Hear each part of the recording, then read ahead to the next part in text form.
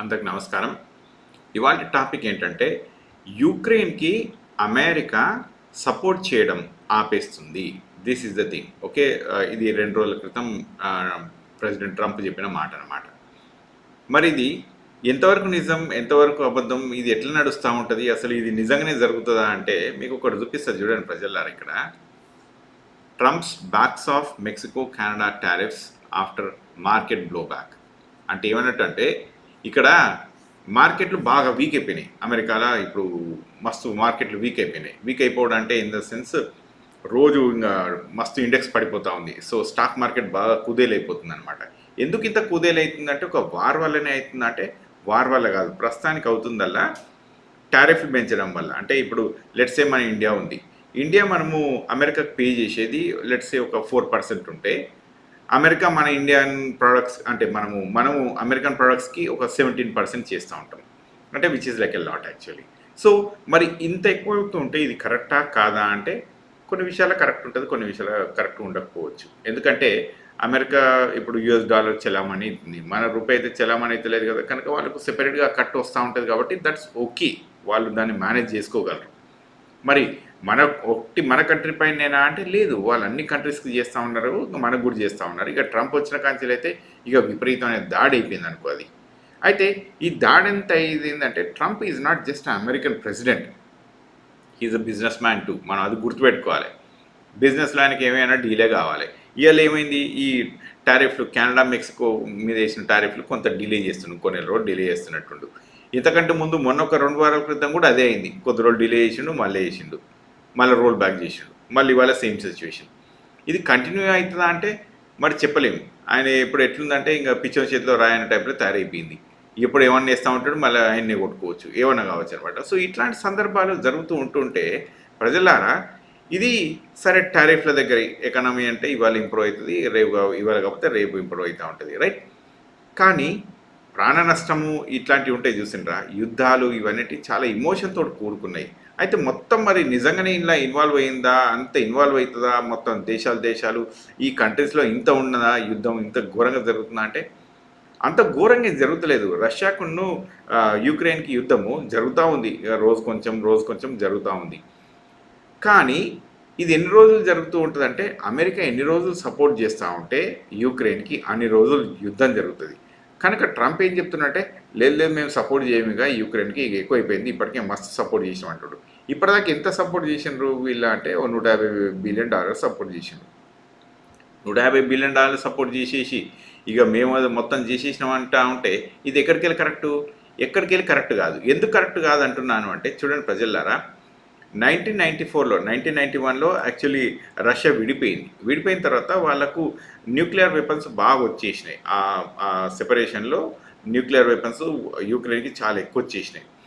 But Russia ఒక nuclear power country, but not Ukraine ఆ టైంలో. కనుక వాళ్ళు ఏం చేసినారు అంటే అమెరికా, రష్యా, యూకే వీళ్ళు ముగ్గురు కలిసి ఏం చేశారంటే యుక్రెయిన్ మీద ప్రెషర్ తెచ్చి ఇగో నువ్వు రష్యాకు అణుయుద్ధాలు ఇచ్చేయాల్సిందే, ఎందుకంటే నువ్వు న్యూక్లియర్ స్టేట్ కాదు, నువ్వు యునైటెడ్ మెంబర్లో సెక్యూరిటీ కౌన్సిల్లో కూడా మెంబర్వి కాదు, కనుక నువ్వు అవి ఇచ్చేసేయి, ఇంకా ఫ్యూచర్లో ఏం జరగకుండా మనం చూసుకుందాము అని చెప్పి ఒక అగ్రిమెంట్ రాయించారు. అది బేసిక్ అగ్రిమెంట్, ఒక ప్రెషర్ అనమాట. అది ఒక సంతకాలు ఏం లేవు అక్కడ, జస్ట్ వాళ్ళకు వచ్చేసినాయి అనమాట. ఏంది, యుక్రెయిన్ దగ్గర ఉన్న అణ్వాయుధాలు కొన్ని డిస్మాంటిల్ అయిపోయినాయి, కొన్ని రష్యాకి వెళ్ళిపోయినాయి. ఇది స్టోరీ. ఇది జరగడంతో ఏమైందంటే అక్కడి నుంచి మొదలైంది అసలు ఆట అంతా. ఇప్పుడు పుతిన్ ఏం చేస్తుండంటే మాటికి దాడులు చేస్తూ ఉండు. ఒకప్పుడు అండర్స్టాండింగ్ ఉంది కదా, కానీ ఆ అండర్స్టాండింగ్ అన్ని పక్కన పెట్టేసి 2014 నుంచి ఇప్పటిదాకా యుద్ధమే చేస్తూ ఉండు ఏదో ఒక విధంగా. 2015లో ఆ యుద్ధం చేసేసి ఆ డాన్ బాస్కో క్రీమియా కంట్రీస్ లొకేషన్స్ని, యుక్రెయిన్లో ఉన్న లొకేషన్స్ని ఆక్యుపై చేసిండు. వీళ్ళు మళ్ళీ కొంచెం అటు పోరాటం చేసుకొని తీసుకొచ్చారు. తర్వాత 2022 నుంచి మళ్ళీ మొదలైంది ఇదే యుద్ధం మొదలైతే అప్పటి నుంచి జో బైడెన్ యుక్రెయిన్కి సపోర్ట్ చేస్తూ ఉండి మిగతా కంట్రీస్ కూడా సపోర్ట్ చేస్తూ ఉన్నాయి. అయితే ఇవాళ స్టోరీ ఏమవుతుందంటుంటే ట్రంప్ ఏం చెప్తున్నంటే నువ్వు కాంప్రమైజ్ అయిపో, పోయిన భూభాగం పోయితే పోయింది, ఇక నువ్వు మీతో అయితే కాంప్రమైజ్ అయిపో అంటే ఈయన ట్రంప్ జెలెన్స్కీ దానికి ఒప్పుకోవట్లేదు. ఎందుకు ఒప్పుకోవట్లేదంటే ఇవి ఇంతకంటే ముందు కూడా ఇప్పుడు ఇదే అండర్స్టాండింగ్ ప్రకారం మనం ఉంటే రష్యా వాళ్ళు ఏం చేసిండ్రు, రష్యా వాళ్ళు ఈ అగ్రిమెంట్లు పెట్టినరు, మళ్ళీ యుద్ధానికి వస్తూ ఉంటారు. ఇదే చేస్తూ ఉంటారు. కనుక మేము నమ్మలేము. వాళ్ళు యుద్ధానికి వస్తే మీరు ఖచ్చితంగా మమ్మల్ని నాటోలో కలుపుకోవాల్సి వస్తుంది. అట్లయితే మేము సెక్యూరిటీ రీజన్స్ మేము సేఫ్గా ఉంటాయి మాయి, లేకుంటే మా దేశ సావర్నిటీ మేము కాపాడలేమని చెప్పి జెలెన్స్కీ చెప్తుండు. ట్రంప్ ఏం చెప్తున్నాడంటే, ఇగో ఇప్పుడు కాదు, మీకు ఇప్పుడు ఏంటంటే మేము దాంట్లో ఇంక్లూడ్ చేయము, మేము ఎంతో డబ్బులు స్పెండ్ చేసినాం మీ పైన. ఇప్పుడు 350 బిలియన్లు అని చెప్తా ఉండు, కానీ అవి 150 బిలియన్లు యాక్చువల్లీ లెక్క ప్రకారం. సరే, ఆ సంగతి మనం కొంచెం కిందికి పోయిన తర్వాత మాట్లాడదాం. అయితే ఇక్కడ ఏం చెప్తున్నా అంటే, ఇప్పుడు నీకు ఎంతో డబ్బులు పే చేసినాం, నువ్వేం చేయాలి, మాకు కూడా ఎంతో కొంత రిటర్న్ రావాలి. కాబట్టి మీ దగ్గర ఐరన్ ఓర్స్, ఆ మిగతా లిథియం ఓర్స్ ఇవన్నీ ఉన్నాయి కదా, ఇవి తవ్వుకోవడానికి మాకు స్పేస్ ఇవి, మేము తవ్వుకున్న రోజులు మీ భూభాగంలోకి రష్యా రాదు, కాబట్టి అది ఓకే అయిపోతూ ఉంటుందని ఆయన. ఎక్కడన్నా ఇది ఏమైనా డీలా? ఇక్కడ మనిషి చచ్చిపోతారు అనేది ఫ్యూచర్ కాన్సెప్ట్ ఉంటే, ప్రజెంట్ కాన్సెప్ట్ ఉంటే దాన్ని పక్కన పెట్టేసి మేము డబ్బులు కట్టినా కనుక మాకు ఇచ్చేసి అని చెప్పి American president Trump, vice president JD Vance ఇద్దరు ఒకటే గొడవ పడుతూ ఉంటారు అనమాట. ఎవరితోటి? జెలెన్స్కీ తోటి. అట్లే ఇంకా సంతకం పెట్టకపోతే ఆయన ఆడికెళ్ళి కంట్రీ నుంచి పంపించేసేసిండ్రు ఏదో ఒక విధంగా. వైట్ హౌస్ నుంచి ఆయన వచ్చేసిండా, వీళ్ళు పంపించరా అనేది మనకి ఎవరికి తెలియదు. సో దాని సంగతి పక్కన పెట్టేస్తే ఇప్పుడు నెక్స్ట్ స్టోరీలో అయ్యుతుంది ఏంటంటే, జెలెన్స్కీ వెళ్ళిపోయిన తర్వాత ఆయనకు అర్థమైంది ఇంకా 2 నెలల నుంచి మన దగ్గర అస్త్రాలు సరిపోవు, కనుక మళ్ళీ ఏం చేద్దామని చెప్పి ఒక ఆలోచనలో ఉన్నాడు. మేబీ కాంప్రమైజ్ అవుతారా కాడా అనేది తర్వాత సంగతి, అది ఏమవుతుందో మనకు కూడా తెలియదు స్టోరీ. ప్రస్తుతానికైతే చేయను అంటుండు, సెక్యూరిటీ రీజన్స్ అడుగుతుండు, అమెరికా కాదు అంటుంది. కానీ ఇంత లోపల ఏమవుతుంది అంటుంటే, జెలెన్స్కీ మీద దాడి ఎట్లాంటివో మీకు చూపిస్తుంది చూడండి. ఇది చూడండి ప్రజలారా, మీకు కొత్త చూపిస్తాను. ఇప్పుడు హాల్ట్ చేసేసాడు కదైనా. హాల్ట్ చేసేసిన తర్వాత ఇప్పుడు యుక్రెయిన్కి సపోర్ట్ వస్తలేదు, అదొకటి. తర్వాత ఇంకొకటి కనుక చూస్తే ఇక్కడ మీరు ఇక్కడ ఒక్క నిమిషం డ్రా చేస్తాను. అయితే ఇక్కడ ఏమైందంటే, ఇప్పుడు ఇది చూడండి ప్రజలారా, వీ స్టాండ్ విత్ జెలెన్స్కీ. ఎవరు చెప్తారు ఈ మాట?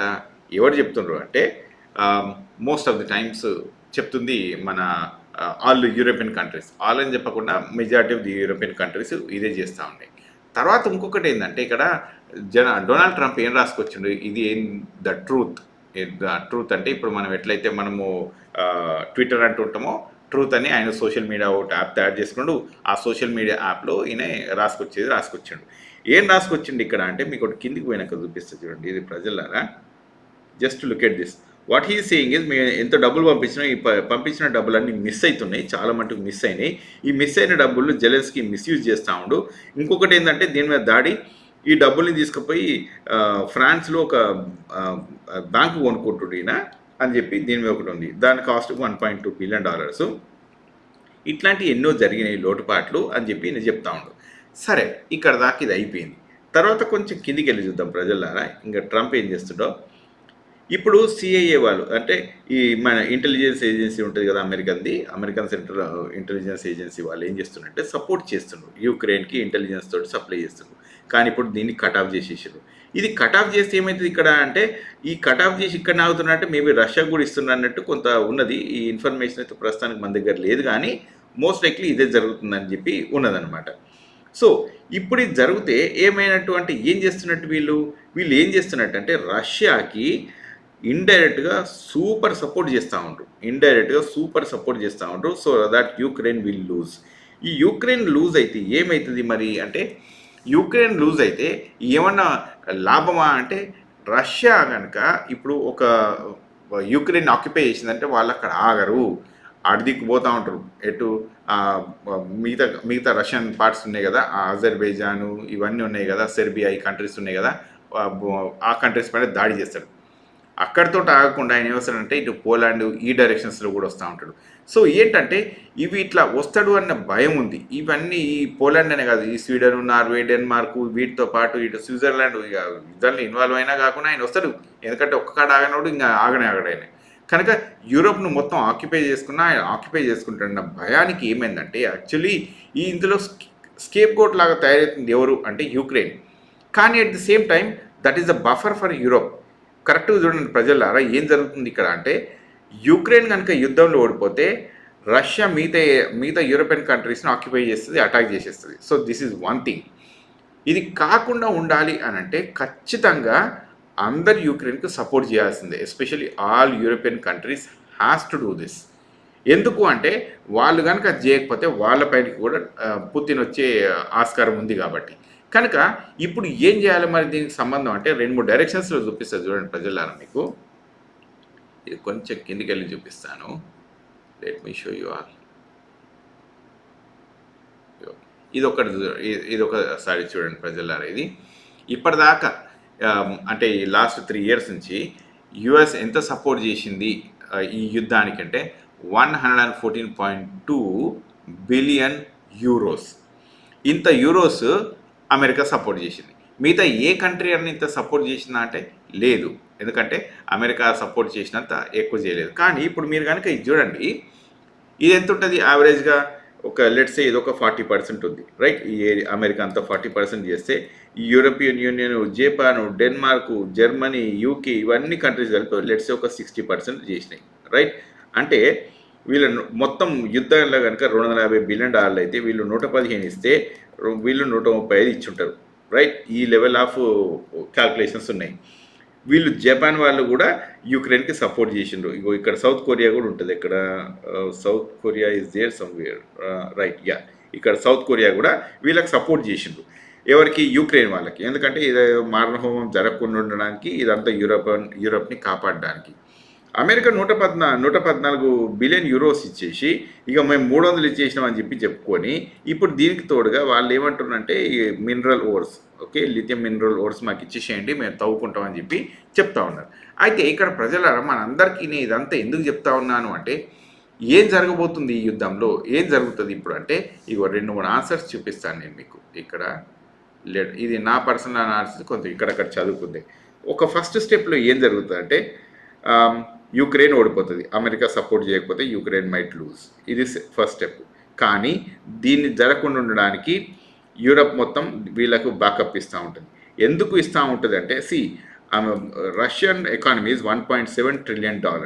కానీ యూరప్ ఎకానమీ ఆన్ యావరేజ్ ఒక 20-25 ట్రిలియన్ యూరోస్ ఉంటుంది రైట్. Same amount. ఇగో ఇంత వీళ్ళది ఎంత ఉంటుందో వీళ్ళది కూడా ఈ 10 టైమ్స్ ఎక్కువ ఉంటుంది. ఎందుకంటే వీళ్ళ దగ్గర ఈ జర్మనీ, ఫ్రాన్స్, స్వీడన్ ఇవన్నీ కొంచెం పెద్ద ఎకానమీస్, కొన్ని ట్రిలియన్స్ ఆఫ్ డాలర్స్ ఉంటాయి. జర్మనీకి ఒక 3-4 ట్రిలియన్ ఉంటుంది, ఫ్రాన్స్ ఒక 3-4 ట్రిలియన్ ఉంటుంది, యూకే ఒక 3-4 ట్రిలియన్ ఉంటుంది. So they all are bigger economies. So ఇవన్నీ కలుపుకుంటా ఆన్ యావరేజ్ కనీసం ఒక $25 ట్రిలియన్ ఉంటుంది.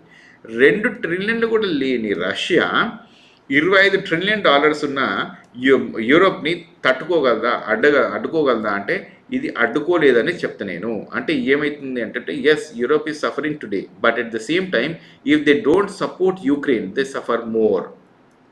ఇది ఒక సినారియో. కనుక ఇక్కడ రష్యా గెలిచే ఆలోచనలే అంటే లేదు అనే చెప్పాలి. రెండో పాయింట్, ఇక్కడ ఇప్పుడు యుఎస్ సపోర్ట్ చేయడం మానేసింది. ఎవరికి? యుక్రెయిన్కి సపోర్ట్ చేయడం మానేస్తే ఇప్పుడు నెక్స్ట్ సినారియోలో ఏమవుతుందంటే European union will support Ukraine right. So దీంతో ఏమవుతుందంటే అమెరికాని ఐసోలేట్ చేసేస్తారు. అమెరికాని చాలా రకాలుగా ఐసోలేట్ చేస్తారు. ఇప్పుడు ప్రస్తుతానికి నాటో ఉంది కాబట్టి నాటో బలగాలన్నీ యూరోప్లో చాలా మట్టుకు ఉన్నాయి కాబట్టి ఇది ఓకే. కానీ అమెరికాని నమ్మడం కష్టమైపోతుంటుంది. ఎవరికి? నాటో వాళ్ళకు కష్టమవుతూ ఉంటుంది. At the same time let's say Japan, south Korea వీళ్ళందరూ ఉన్నారు కదా, వీళ్ళతో కూడా ఇబ్బంది అయిపోతుంది. ఎందుకంటే వీళ్ళని నమ్మడానికి రాదు అమెరికాని. ఎప్పుడైనా చేతులు ఎత్తే స్త్రీలు మళ్ళీ ట్రంప్ లాంటి వ్యక్తి ఇంకోటి వచ్చి ఇంకోటి చేస్తూ ఉంటారు. కనుక మనం వీళ్ళని నమ్మొద్దు అనుకుంటారు. ఎప్పుడైతే నమ్మొద్దు అనుకుంటుండ్రో ఇందులో 2-3 సినారియోస్ ఉన్నాయి. మళ్ళీ చూడండి ప్రజలారా. ఇప్పుడు నమ్మొద్దు, యుఎస్ని నమ్మొద్దు అని అనుకున్నప్పుడు ఎకానమీ మీద కూడా ఉంటుంది. సో అంటే అమెరికా టారిఫ్లు పెంచేస్తే మిగతా కంట్రీస్ కూడా టారిఫ్లు పెంచేస్తాయి. సో ఇది డిజాస్టర్ ఫర్ అమెరికా రైట్. రెండో సినారియో, నాటో బలగాలను ఎప్పుడైతే అమెరికా సపోర్ట్ చేయదో వీళ్ళకి అనుకూలంగా ఇనఫ్గా సపోర్ట్ చేయకపోతే, ఎందుకంటే అమెరికా ఇటు వెళ్ళిపోయే ఆలోచనలు కూడా ఉన్నాయి, నాటో నుంచి వెళ్ళిపోయే ఆలోచనలు కూడా ఉన్నాయి. వెళ్ళిపోయే ఆలోచనలు ఉన్నప్పుడు నాటో పవర్ కనుక తగ్గిపోతే, యుఎస్ పవర్ కనుక తగ్గిపోతే ఆబ్వియస్గా మనకు చైనా అనేది ఇంకా పైనకి వచ్చేస్తుంది. So China will become the next super power. China ఇన్ని రోజులు అమెరికాకి బ్యాకప్ ఏంది? యూరప్. ఈ అట్లాంటి యూరప్ని ఇవాళ వీళ్ళు డీథ్రోన్ చేస్తూ ఉంటే, అమెరికన్స్ డీథ్రోన్ చేస్తూ ఉంటే ఫ్యూచర్లో ఏం జరగబోతుంది? China is going to be A super power. ఇది జరగబోతున్న ఇంకొక సత్యం అన్నమాట. సరే, ఇవి 2 అయినాయి. ఇవి 2 కాకుండా నెక్స్ట్ స్టెప్లో ఏముంటుందంటే, ఇవి 2 కాకుండా 3వ స్టెప్లో ఇప్పుడు అంటే అమెరికన్ ఒకటి ఏకాకి, ఒకటేమో యుక్రెయిన్ గెలవడము, 3వ పద్ధతి ఏంటంటే పీస్ డీల్ మాట్లాడుకోవడం. ఎందుకంటే ఓడిపోతారు అని అనుకున్నప్పుడు పీస్ డీల్ మాట్లాడుకుంటారు ఎప్పుడైనా కూడా. సో ఎవరు ఓడిపోతారు అంటే మరి రష్యా ఓడిపోయే అవకాశాలు ఉన్నాయి. ఎందుకంటే రష్యాకి ఇంత పవర్ లేదు. వీళ్ళు మహా అయితే ఇప్పటిదాకా ఎంత స్పెండ్ చేసిన లెట్స్ సే $250 బిలియన్ యుక్రెయిన్ చేస్తే అదే $250 బిలియన్ రష్యా కూడా చేసింది. అంతేనా? అట్లాంటప్పుడు ఈ అన్ని కంట్రీస్లో $25 ట్రిలియన్ ఉన్నది ఎకానమీ అన్నప్పుడు $250 billion is not a big deal. So in my view వీళ్ళందరూ సపోర్ట్ చేసేసి ఇక్కడ తీసుకొస్తారు అని అనిపించింది అనుకో. ఎప్పుడైతే వీళ్ళకు రష్యాకి ఇంత అనిపించిందో మోస్ట్ లైక్లీ పీస్ డీల్కు వీళ్ళు ముందుకెళ్తారు. ఎట్ ద సేమ్ టైం అప్పుడు ఏమైతే ఉంటుందంటే వాళ్ళ ల్యాండ్స్ ఇప్పుడు క్రీమియా అండ్ డాన్బాస్క్ ఉన్నాయి కదా, డాన్బాస్క్లు యుక్రెయిన్కి వెనక్కి వచ్చేస్తాయి. అయితే ఇందులో ఇంకొక సినారియో ఏముంది అంటే ఇక్కడ యుక్రెయిన్లో ఈయన జెలెన్స్కీ వింటలేడు మాట. జెలెన్స్కీ మాట వింటలేడు కాబట్టి జెలెన్స్కీని అమెరికా తీసేసి ఈ ప్లేస్లో ఒక ఆపోజిషన్ లీడర్ని పెడదామని చెప్పి ఇంకొక సినారియో ఇట్లా క్రియేట్ అవుతుంది. కానీ ఇది ఎంతవరకు మరి యూరోపియన్ యూనియన్ యాక్సెప్ట్ చేస్తుంది దీన్ని అంటే ఐ రియల్లీ డౌట్. తెలియదు మనకి ఇది ఎంత ఉంటుందో. అయితే దీనికి జెలెన్స్కీ మీద వీళ్ళు చేస్తున్న సందర్భాలు ఏంటి అని అంటే జెలెన్స్కీకి వీళ్ళ మీద చేస్తున్న సందర్భాలు జెలెన్స్కీ ఇప్పుడు ఎలక్షన్స్ కండక్ట్ చేస్తలేడని, విచ్ ఇస్ ట్రూ. యుద్ధం జరుగుతుంది కాబట్టి ఆయన ఏం చెప్తున్నారంటే క్రీమియాను డాన్బాస్ లాంటి మెయిన్ ఏరియాస్లో లేదు కాబట్టి వాళ్ళు ఆక్యుపై అయి ఉంది కాబట్టి ఎలక్షన్స్ పోలేమని. ఎట్ ద సేమ్ టైం మీడియాని ఫుల్ కంట్రోల్ చేసేస్తున్నారు వీళ్ళు. రైట్? ఎవరు ఇప్పుడు ఇంతకంటే ముందు ఒక 10-15 ఛానళ్ళు ఉంటే ఈ 15 ఛానల్ అన్నీ వెళ్ళిపోయి ఒకటే నేషనల్ మీడియా తయారైపోయింది. సో ఇట్లా ఇంకా తర్వాత కరప్షన్ కూడా బాగా లెవెల్లో వెళ్ళిపోయింది. ఇవన్నీ వెళ్ళిపోయినాయని చెప్పి జెలెన్స్కీ మీద కొంత క్రియేషన్ చేసేసి ఇక జెలెన్స్కీని ఒక ఇబ్బంది పెట్టే పరిస్థితి తీసుకొస్తుంది అనమాట అమెరికా. సో అంటే ప్రజలారా నేనేం చెప్తున్నాను అంటే అమెరికా ఈ పోరాటంలో కనుక అమెరికా యుక్రెయిన్కి సపోర్ట్ చేయకపోతే భారీగా నష్టపోయేది ఎవరు అంటే it is going to be America than Ukraine or European countries. అది అమెరికాకు అర్థమైతలేదు. వాళ్ళు అనుకుంటున్నారు అంటే లేదు మేము డబ్బులు ఖర్చు పెట్టట్లేదు అనుకుంటాం. కానీ డబ్బులు అనేటి $250 బిలియన్ అనేది అమెరికాకి చాలా చిన్న మనీ. ఎందుకంటే వాళ్ళ ఎకానమీ ఒక $30 ట్రిలియన్ ఉంటుంది. సో సంవత్సరానికి వాళ్ళు $100 బిలియన్ వేసుకుంటే కూడా it's not a big deal at all. ఎందుకంటే $100 బిలియన్ అమెరికాలో ఖర్చు అనేది బేకార్గా అయితేనే ఉంటుంది. ఎన్నో సందర్భాల్లో ఎన్నో బేకార్ పనులలో ఇట్లాంటివి జరుగుతూనే ఉంటాయి. అట్లాంటప్పుడు సూపర్ పవర్ పొడగొట్టుకోవడానికి అమెరికా ఎందుకు ముందుకుంది అని అంటే కరెక్ట్గా చెప్పాలంటే Trump is a business man. He's more like a business man than the president. కనుక ఆయనకు ఆలోచన విధానం ఎట్లుంటుందంటే డబ్బులు సేవ్ చేయాలనే ఉంటుంది తప్ప ఆయనకు రాజరిక మీద మోజు అనేది ఆ విధంగా లేదన్నమాట. రాజకీయం చేయాలి, రాజకీయాల్లో ఇంకా ముందుకు తీసుకెళ్ళాలి అనే ఆలోచన కంటే కూడా బిజినెస్ చేసి దేశానికి డబ్బులు సంపాదించాలి అనేది ఒకటే కాన్సెప్ట్ ఉంది. కానీ ఇంటర్నేషనల్ స్టాండర్డ్స్లో ఎప్పుడైనా 2-3 రకాలుగా ఉంటుంది పద్ధతులు. బయలాటరల్ టైస్లో, ఒక డిప్లొమాటిక్ టైస్లో మనము ఎకానమీ ఎదిగేది ఉంటుంది, మంచి చెడులు ఎదిగేది ఉంటుంది. అట్లాగే ఇంపోర్ట్స్ ఎక్స్పోర్ట్స్కి కూడా కొంత అవగాహనతోటి ముందుకెళ్ళేది ఉంటుంది. కానీ ఒక ఏకదాటి పద్ధతులలో పోయేది ఉండదు. దీన్ని అమెరికన్ ప్రెసిడెంట్ వీళ్ళు ఆలోచన చేసుకొని ఐ థింక్ యుద్ధాన్ని ఆపే ప్రయత్నం చేయాలి. లేకుంటే మాత్రం ఇది అమెరికాకే ఎక్కువ నష్టం మిగతా దేశం కంటే కూడా. ఇది నా పర్సనల్ అనాలిసిస్. మీకు ఏమైనా వేరే అనిపిస్తే కూడా దీని కింద మీరు టెక్స్ట్ చేసి పెట్టండి. Right? Thank you very much. ఈ వీడియో ఇక్కడ ఆపేస్తున్నాను.